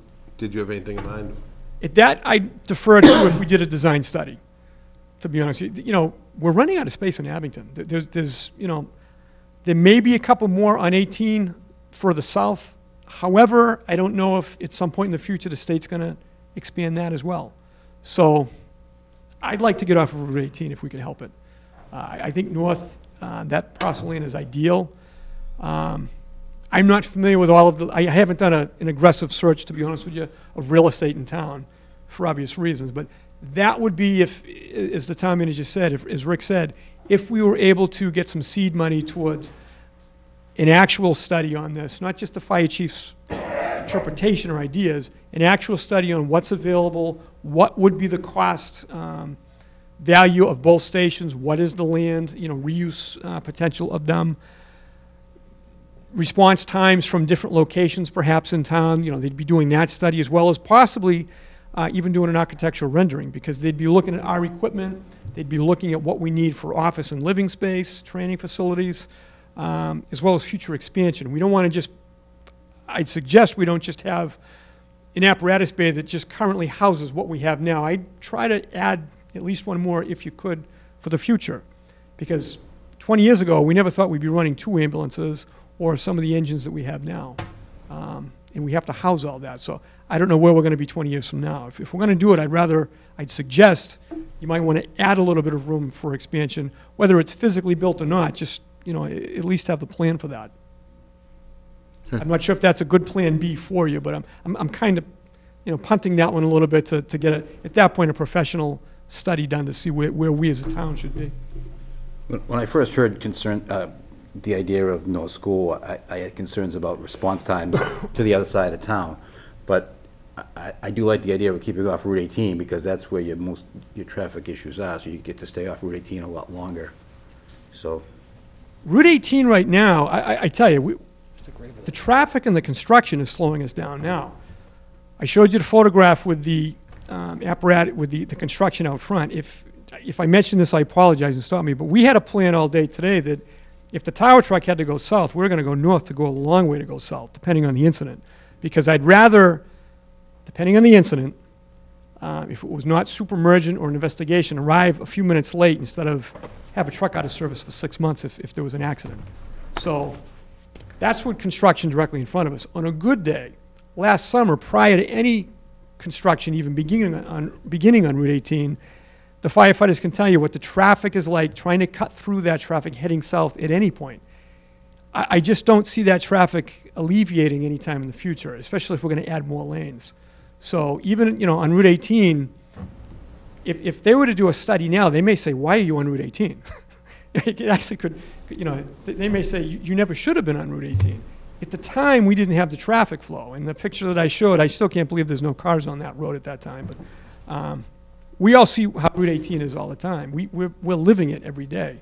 And it's, the other concern is non-emergent returning to the station, now trying to back any type of apparatus. Everybody thinks it's the tower truck, but the engine and the ambulances go out many more times on responses than the tower truck. Trying to back in now through 2 lanes of traffic is, we're seeing every day people aren't stopping for school buses. It's the reality we're in. These are the concerns that I'm going to foresee that we have in the future, just being on Route 18 with that much traffic flow. Anything else for the chief? No. John, thank you very much for your Thank you. presentation. Thank you to the fire department for their work. Thank you. Moving on, approval of November 19th, 2018 open session minutes.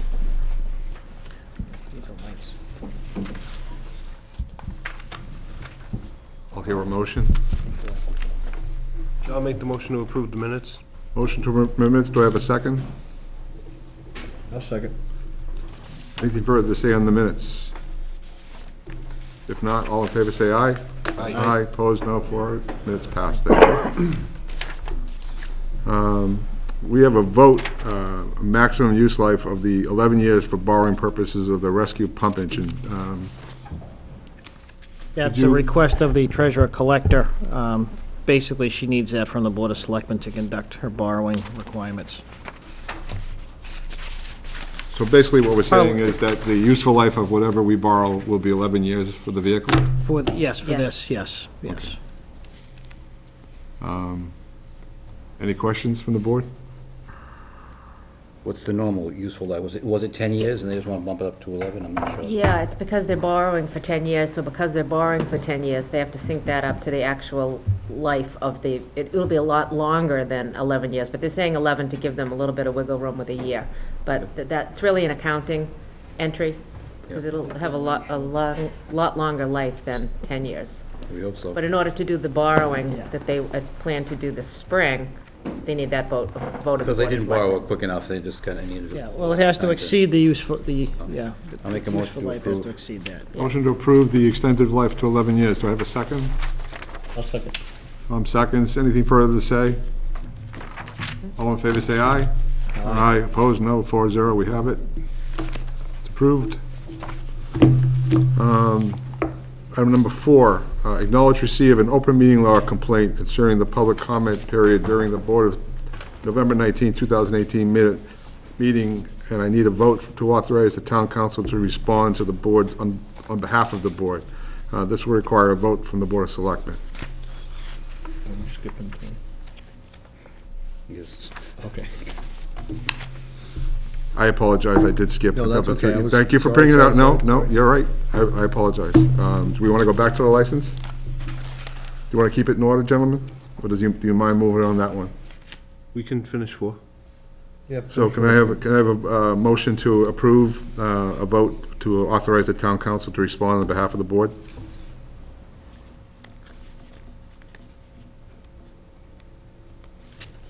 Anybody want to motion that? No? I'll motion that. I'm just looking at them, going. Take your time.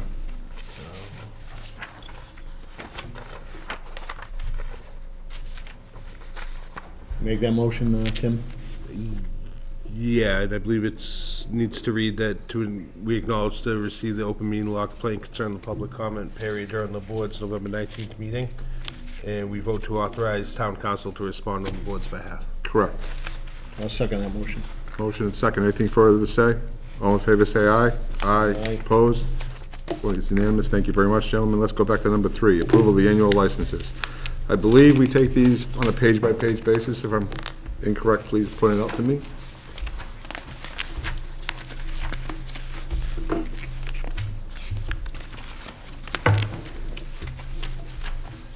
So, page 1 of the licenses, which expire on 12/31/2019, starts with Abington Ale House and ends with Mary Lou's News at 562 Washington Street. Are there any exceptions? Except Columbus Club of Abington, please. Except the Columbus Club of Abington. I'd like to vote on that out of necessity to have Why don't we vote on all of them except for that, and then we'll... and then we'll come back. Are there any other exceptions for page 1? All in favor of approval of page 1, say aye. I'm sorry, is that the way we do it? Or do I need an individual? I'll make a motion to approve. Motion to approve, page 1. The renewal of all the licenses on page 1, with the exception of Columbus Club of Abington. Thank you, Ken. Do I have a second? Second. Tom seconds that. Is there anything further to say on that? All in favor, say aye. Aye. Opposed, no, 4-0. Let's go back to the exception. The exception was the Columbus Club of Abington. I'll make a motion to approve the Columbus Club of Abington, which, by the way, just so people are aware, it's the Knights of Columbus at Abington. Motion by Ken to approve the Knights of Columbus of Abington. Can I second that? Or do I'm going to second that. Any further discussion on that? All in favor, say aye. That Aye. was the one I'm gonna vote for that out of necessity to have the majority, Okay. because if not, we'd only have 2. But I'm not an employee there, I am a member there. Yeah, full disclosure. And if I have could no also, in financial addition, having said that, I would advise maybe 2 members to vote, and your vote would count as an abstention, but at least would be a majority now that you've gotten, declared that. So you don't have to technically vote, but your vote, your presence counts as part of the, majority. As part of the quorum, Right, so so they can carry the vote. Exactly, Thank you. exactly. So I'll make a motion to approve the Columbus Club of Abington for a license renewal. And I'll second that. All in favor, say aye. Aye. Aye. Abstain. 1 abstain. 2 abstain. 2 abstain. Thank you very much. Go to page 2. Page 2 starts with Mia Regaza at the top and ends with 96 Railroad Street at the bottom. Are there any exceptions? Mr. Chairman, should we do the lodging separately, or can we do it all as one? I don't know if We it, have a, do we need to do it separately? No, no, can do it you page don't. by page. Yeah, you can do it. then I'll make a motion to approve everything on page 2 from Mia Regaza down to lodging 96 Railroad Street, excluding Trukey Supermarket. Excluding True Supermarket. We have a motion to approve page 2 excluding True Supermarket. Do I have a second? I'll second. I'll second it. Anything further to say? All in favor, say aye. Aye. Opposed? 4-0. Should we take Trukey's as a separate item? Do I have a motion to approve Trukey Supermarket? I'll make that motion. Tom? I'll second it. Anything further to say? All in favor, say aye. Aye. Opposed? 1 abstention. 1 abstention. Combined Class 1 and Class 2 license renewals, starting with AJ Equipment Repair and ending with Route 123 Auto Brokers. Any exceptions to this page? I'd just like to make a note, too, that all these licenses, all the necessary paperwork, satisfactory inspections, and they all are up to date. All these votes are pending that.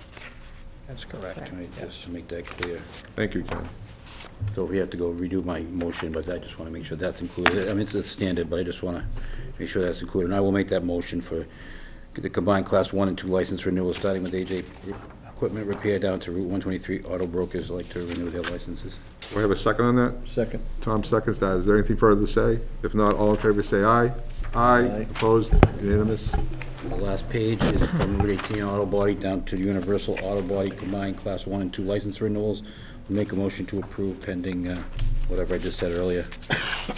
Everything's up to date. Do I have a second? I'll second. Tom seconds that. Anything further to say? If not, all in favor, say aye. Aye. Opposed? Unanimous? Thank you very much. Discussion of the HCVE zone for a portion of Birch and Brighton Streets. Mr. Chairman, as you can tell from the information in your packet, the Old Colony Planning Council, at our request, did do the appropriate traffic studies on both Birch and Brighton. We had asked for Birch, and they suggested Brighton Street would also be appropriate under the circumstances. The information, the study did conclude that the conditions were in place for that. I know Mr. Collins had made some comments about that earlier. This process now means, though, that, we'd have to make an application to the state. That could take, up to 5-6 months for them to approve. And then it comes back to the Board of Selectmen for the board to pass a regulation to that extent. And I would suggest that the board approve this to go forward if at such time that the study Mr. Collins refers to would indicate that those shouldn't be any longer. If there's a different traffic pattern that's established, you could simply revoke your traffic regulation at that time. But, I think what Mr. Collins was referring to could take years. At least, so I just think that would be an option for the board to see that this gets approved eventually, and you can rescind that approval at a future date. Because ultimately, it is up to the Board of Selectmen after the state approves it. After the state, so we're not voting tonight, well, No, I'd be asking you to approve Submission? an application to the state. And if so we it- just send it to the state Right, tonight, and then when and then it it'll comes come back, back, we vote for final. that's right, goes back to the board to either put in place the regulation, which you can do, and then at a later date decide that it's not, no longer necessary. Any other questions or concerns from the board? Heavy vehicle, HCVE is heavy vehicle, commercial vehicle exclusion. Now, if vehicles need to get to New England Art Building, they can still go down Randolph Street, even though they were excluded from Birch and Brighton. Correct. Looking at, so. Right, I just that's wanna one make of the sure they- requirements, that there has to be appropriate alternate routes available. Okay. So do you want special wording for this motion, or just give permission to apply to DOT for exclusions?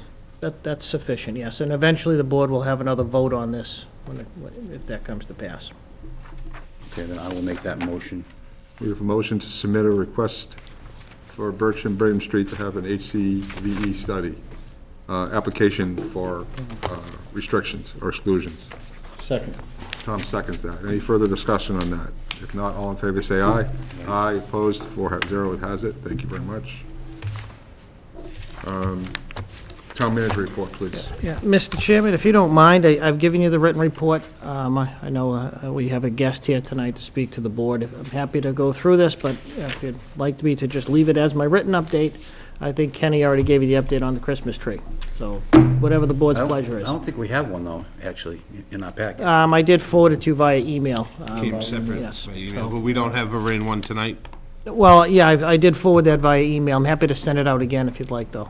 Is there anything good in there? Any good Nothing- news we want to pass on to nothing the earth-shattering, townsfolk, I should so, say? yeah. Rick, before we move on, I'm gonna sort of pull a Kenny on you. Uh-oh. Yeah, sometimes he brings up stuff that isn't on it. And I didn't see it on your report. Just a question, and maybe I missed it. Yeah. I'm not sure, but is the town taking over the golf course? Can you comment on that, or? Sure, the Strawberry Valley Committee has studied the subject, and they believe that it would be more cost-effective to not be hiring an outside vendor. So we have, they would like to hire a superintendent, and that's, whether or not that's efficient yet, we are seeking, well, they have asked people to apply for a superintendent position before there's a decision as to whether a vendor like Com Golf, as an example, would continue to be more effective. But their conclusion at the moment is that they feel that having staff underneath the committee makes more sense right now to the funds that they're paying to Com Golf. So that's the status to date. But is that because there were no bidders on the golf course? Not specifically. I think what the committee wanted to take more time to study this, and they were, after some conversations with potential vendors, the possibility of somebody actually bidding for a one-year contract was just unfeasible. To have a contractor come in, bring in equipment, it just, their study of it, that just didn't seem feasible for them, for a one-year investment for a contract for a vendor. So they're looking to see the feasibility of bringing in, a supervisor to oversee the facility. Whether or not that's more feasible, we're going to find that out, depending on what applications look like, if there's actually qualified people. So that's what we've been working with on Steve Wakeland, with Steve Wakeland. When does the contract expire? It's the end of this coming season, then. The end of Yeah. this year, or? Well, this calendar year, which, well, again, the spring season, they'd like to have another option in place. But again, the feasibility of getting a company for 1 year while they continue to look at the operation just wasn't feasible. And ComGolf wasn't in a position to want to extend the existing contract for 1 more year, which would have taken a procurement anyway. So So would the- the, and I know it was on your thing, I hate to bring it up, I sort of want to be certain, is Yeah. if they find a supervisor or whatever, I mean, is that going to be, it's going to be Town of Abington, it's That going would- to be the golf course, Strawberry Golf Yeah, Course well- Committee? Well, it would be a town employee, so from, now, obviously, the enterprise fund that runs the golf course would be responsible for all hard and soft costs of that employee. But it would be under the supervision of the committee, the Strawberry Valley Golf Course Committee. That's who, And the enterprise fund will be responsible for the maintenance and upkeep of the entire, exactly, that won't change, it's just a matter of the management structure of it, that's what. just a matter of who you're gonna be paying, instead of Yeah. a separate company. Right, but obviously there are. So basically, instead of privatizing, we're gonna keep it in-house. That is the goal. possibility. We'll wait and see what we have, wait and see what they have for consideration for applicants, whether or not that's. Right, and they're They may working- not get suitable people and, might have to look at other options for now. But the feasibility of trying to get a contractor for 1 year, just, they were concerned about that. And is that decision, the final decision, theirs, or is it yours? It sounds like they're working. Well, I know you met with them yeah. before our last meeting. I know Yeah, you we, talked about we, we talk to Steve a couple times a week, Steve Wakeland. Well, I guess it's, whether or not, it's kind of a joint decision in that, more of a technicality from my standpoint. If this is what, from a policy direction, they feel that's necessary and it's cost-effective, technically, I would be the town manager would be the hiring authority for that position. So in theory, I could say, no, we're not doing that, but that's, obviously the committee is providing direction, they're doing their analysis of cost effectiveness, and obviously what the committee's policy direction is something we obviously want to help them with. I know when they met with us, they seemed like they were on top of things and had a good. Very much so, yes. Last question on that, if we were to hire a superintendent for a year, would we have to hire a work crew and buy equipment to maintain the facility? Their goal, if this comes to pass, would be, I know they've spoken to ComGolf about the feasibility of purchasing the existing equipment from ComGolf.